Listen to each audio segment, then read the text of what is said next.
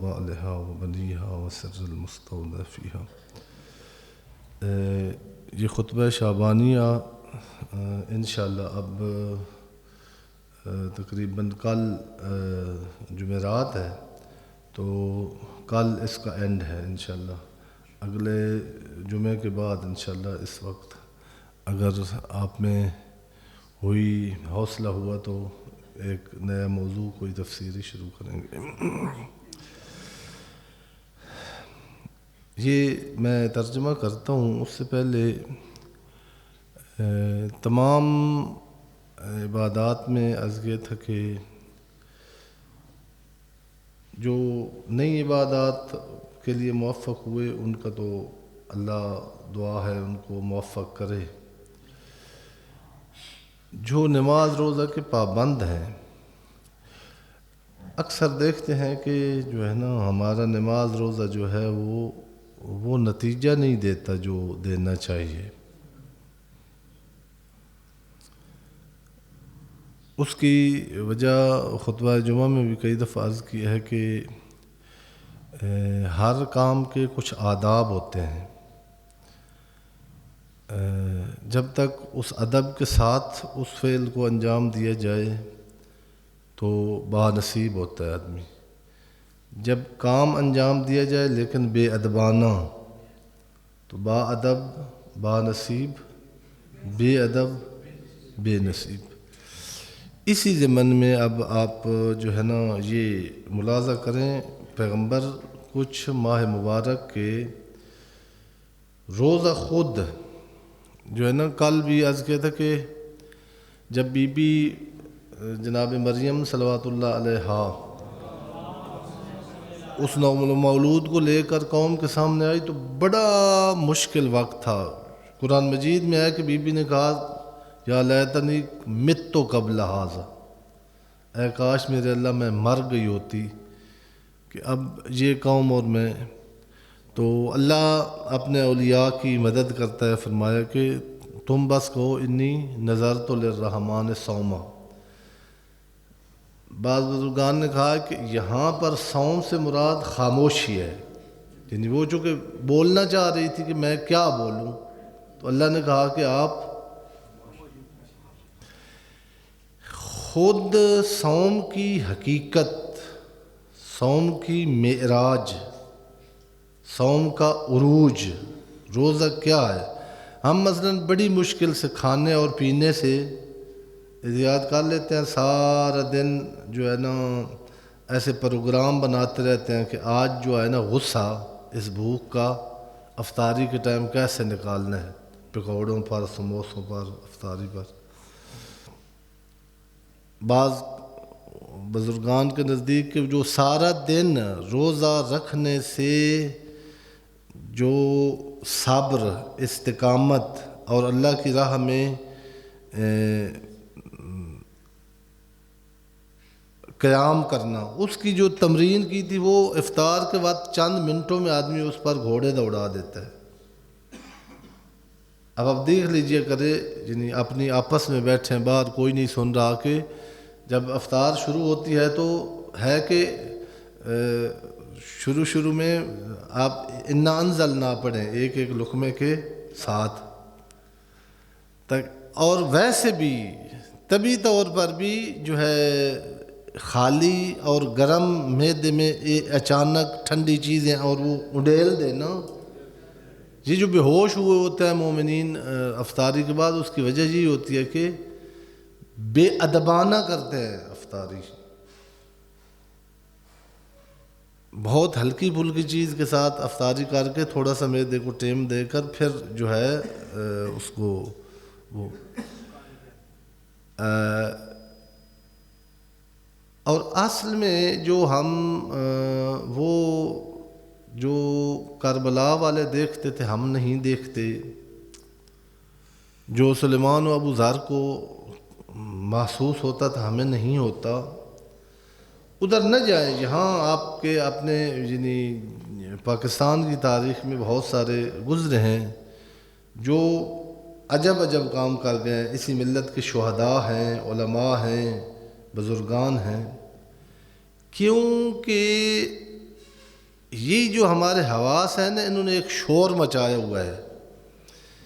ایک دل پر شور ہے جو کان سنتے ہیں، دوسرا دل پر شور ہے جو آنکھیں ہماری حلال حرام دیکھتی ہیں، تیسرا دل پر شور ہے جو مختلف قسم کے چٹپٹے ہم کھا نہیں سکتے تو ان کی خواہش میں وہ منہ سے پانی آتا رہتا ہے. صوم یعنی ایک دفعہ ان سب شور کو یکدم خاموش کر دیں، دل کو تھوڑا اٹھنے تو دیں. آپ کو پتہ ہے نا کہ ادھر ادھر وہ جب سید الشہداء نے 10ویں کے دن خطبہ دینا چاہیے تو انہوں نے شور کرتے تھے، تالیاں بجاتے تھے کہ امام حسین کی آواز. آپ کو اپنے دل کی آواز کیوں نہیں سنائی دیتی؟ اس شور کو خاموش کرنے کا نام صوم ہے. جب خاموش ہوگا تو سنیں گے آپ کے دل کی آواز کہ دل کیا کہتا ہے. ساتھ یہ جو ہے نا یہ آداب ہیں. واحفظوا السنتکم، اپنے زبانوں کی حفاظت کرو. غضوا اما لا یحل النظر الیہ ابصارکم، جہاں نگاہ کرنا درست نہیں ہے وہاں سے اپنی آنکھ کو ہٹا لو. لا یحل الاستماع الیہ اسماعکم وتحننوا علی ایتام الناس یتحننوا علی ایتامکم. یہ ادب ہے روزے کا. پیغمبر فرما رہے ہیں کہ یہ چیزیں ساتھ ساتھ روزے کے یہ کرو. لوگوں کے یتیموں پر تحنن اور مہربانی کرو. یہاں سے سب لوگوں کا ذہن چلا جاتا ہے کہ نہ ہمارے پاس کپڑے ہیں، نہ ہمارے پاس لباس ہے، نہ ہمارے پاس کتابیں لے کے دینے کے پیسے ہیں. البتہ یہ بھی ہم خود یعنی خدا نہ کرے اللہ سب کو سلامت رکھے. ابھی ہم جو بیٹھے ہیں نا، ایک گھر میں خدا نخواستہ بچہ مریض ہو جائے، وہ جو ایک پیسہ اللہ کی راہ میں نہیں دیتے، یہ آئے دن ایسے ہوتا ہے کہ وہ کہتے ہیں کہ اب 50 لاکھ لگے گا آپریشن کے لیے، پھر نکل آتا ہے اور پھر جبران بھی وہ نہیں ہوتا. یتیموں پر صرف پیسوں اور کپڑوں کے ساتھ نہیں تحنن ہوتا. آپ جس گھر میں یتیم رہتے ہیں ماہ رمضان میں چلے جائیں، ان یتیموں کے ساتھ جا کر بیٹھیں.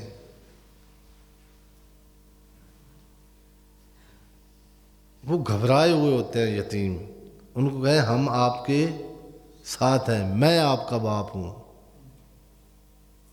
اور جناب امیر فرماتے ہیں کہ جب کسی کے یتیم کو دیکھو تو یہ تصور کرو کہ ہو سکتا ہے کل تیرا بچہ اسی حالت میں ہو.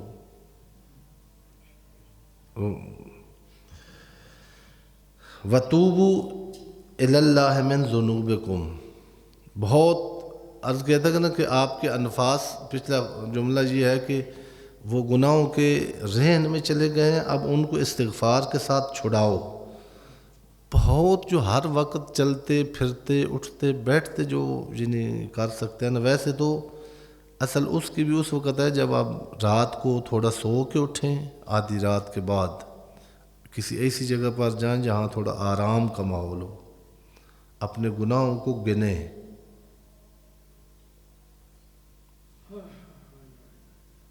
ایک ایک گناہ لوگوں کے سامنے لے آنا نہیں منع کیا ہے کہ گر جاؤ گے لوگوں کی نظروں میں، لیکن اللہ کے سامنے لا کر جب شرمندہ ہوگے تو اللہ آپ کے جو ہے وعدہ کیا ہے کہ ایسے بنا دے گا جیسے یعنی آپ نے کچھ کیا ہی. مبدل السیئات بالحسنات، یہ روایات کی تعبیر ہے کہ ایسے گویا وہ جو بدیاں تھیں وہ اچھائیاں، یعنی اس بدکار کے ساتھ اب لوگوں کے سامنے اللہ ایسے پیش کر رہا ہے جیسے یہ نیکوکار ہے. وَرْفَعُوا إِلَيْكُمْ أَيْدِيَكُمْ بِالدُّعَاءِ، دعا کے لیے ہاتھ اٹھاؤ. فی اوقات صلاتکم، نماز کے اوقات میں.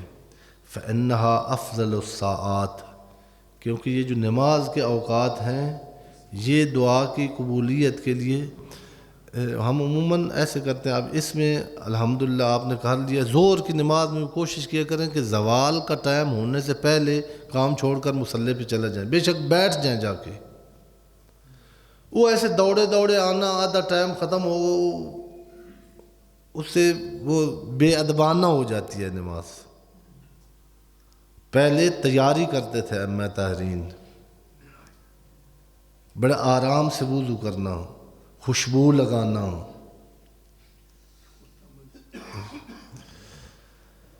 یہ قبولیت کے اوقات ہوتے ہیں. افضل الساعات ینظر اللہ عز وجل فیہا بالرحمت الی عبادہ، اللہ نظر کرم سے ان ساعات میں اپنے بندوں کی طرف دیکھ رہا ہوتا ہے.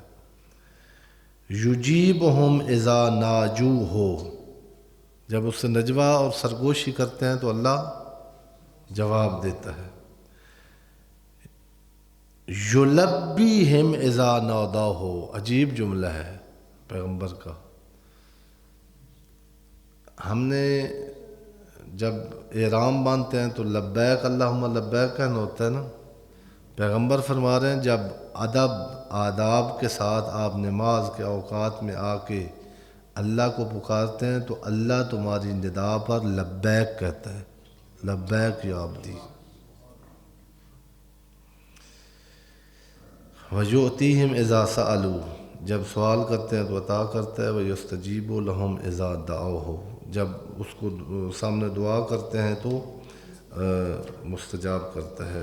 یہ وہ جملہ جو پہلے پڑھا تھا کہ ایھا الناس ان انفسکم مرہونۃ باعمالکم، تمہارے یہ جو انفاس ہیں نا، تمہارا ضمیر، تمہارا دل، تمہاری انسانیت، یہ وہ لذات اور خواہشات نے اپنے پاس اسیر کر لیے ہوئے ہیں. جب ان کی زبان بولتے ہیں ان کو چھڑواؤ ماہ مبارک رمضان میں. چھڑوانے کا کیا طریقہ ہے؟ استغفار. وَظُہُورُکُمْ ثَقِیلَۃٌ مِّنْ أَوْزَارِکُمْ، تمہاری پیٹھ تمہارے گناہوں کے اوزان سے بہت بھاری ہو چکی ہے.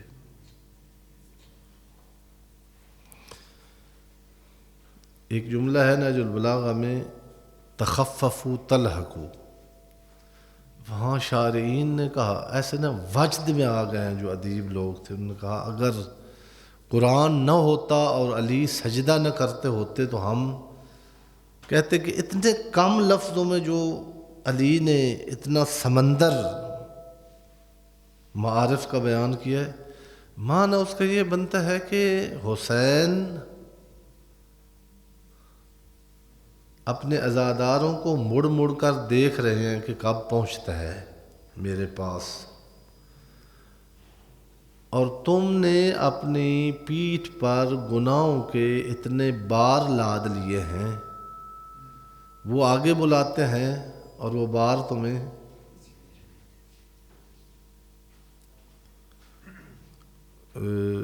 پھر کسی وقت یا انہی ایام میں نا میں وہ پڑھوں گا. سرائکی میں ایک ہے نظم ہے کربلائی، ایک شاعر تھے ڈیرہ غازی خان کے. کلیم طور سنان مولا میں پشت ذلت اتے سواراں، حسین میں تے تو شرم ساراں. اے نیزے کے طور پر جا کر اللہ سے ہم کلام ہونے والا. طور سنا پر موسیٰ جا کے ایک طور یہ تھی، ایک طور جو وہ تھی جو کربلا سے لے کر شام تک، جس پر حسین ہم کلام ہوئے ہیں.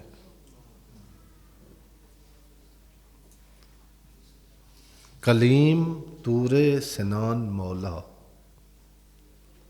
وہ تو بلا رہا ہے، لیکن ہمیں ان اوزان نے، ان اسقال نے، انہوں نے روکا ہوا ہے. جناب امیر فرماتے ہیں کہ تخففو، یہ وزن کچھ کم کرو. جب 12 گھنٹے میں پریکٹس کرو کہ آپ اگر حلال سے بچ سکتے ہو تو حرام جو آپ کو حسین سے دور کیے ہوئے اس سے کیوں نہیں بچ سکتے؟ ان سے جان چھڑا لو، یہ تجربہ کر لو کہ ہم حرام کے علاوہ زندگی گزار سکتے ہیں۔ پھر آپ کو یہ نہ کوئی بہلول تھے، بہلول میں نے دیکھے ان کو، آبا جد کی مسجد میں آئے تھے ایک دن، بہت چھوٹا سا قد تھا اور مصائب بہت زیادہ پڑھتے تھے۔ ان کے مصائب میں رقت بہت ہوتی تھی، 100 سال سے زیادہ ان کی ایج تھی، اور محرم میں کئی جگہوں پر عشرہ پڑھتے تھے۔ ایک بچہ کہتا ہے کہ ایک دن نا وہ ممبر پر تھے تو ایسے نا یعنی ان کو نا پتہ نہیں کھانسی آئی کہ جیسے چھینک آئی، تو ظاہر ممبر پر نا رومال یا ٹیشو یا نہیں تھا، تو اب ظاہر یہ اختیار کی چیز نہیں ہوتی، ایسے نا جن ان کو آئی تو اب انہوں نے ادھر ادھر دیکھا بھائی رومال یا کوئی چیز، تو اس بچے نے نا ایسے فوراً اٹھ کے نا تو اس کی پتہ نہیں ٹوپی تھی یا رومال تھا اس نے دے دیا، انہوں نے چہرہ مطلب اس پر لگایا۔ نیچے جب اترے ہیں نا تو انہوں نے کہا کہ کیا چاہتے ہو؟ اس نے کہا آغا میں آپ کو کیا بتاؤں، میرا بڑے عرصے سے خواہش تھی کہ کربلا اور نجف جاؤں، نہیں جا سکا، آؤ میرے ساتھ آؤ۔ ان کے گھر میں جا کر بیٹھے ہیں اور ایسے چلے ہیں، یہ اس نے کو تو مجھے یاد ہے کہ وہاں تک گئے ہیں اور انہوں نے کہا کہ یہ تسبیح نا چند دفعہ 12 یا 14 دفعہ پڑھو۔ اس کے بعد میں نے آنکھ کھولی ہے تو یعنی ایسے، چونکہ آدھ رات کا وقت تھا، اس وقت رش بھی کم ہوتا ہے نا روضے پر، یہ بہت پہلے کی بات ہے، یعنی وہ ساتھ دکھا رہے تھے کہ یہ روضہ حسین ہے، یہ روضہ جناب عباس ہے، یہ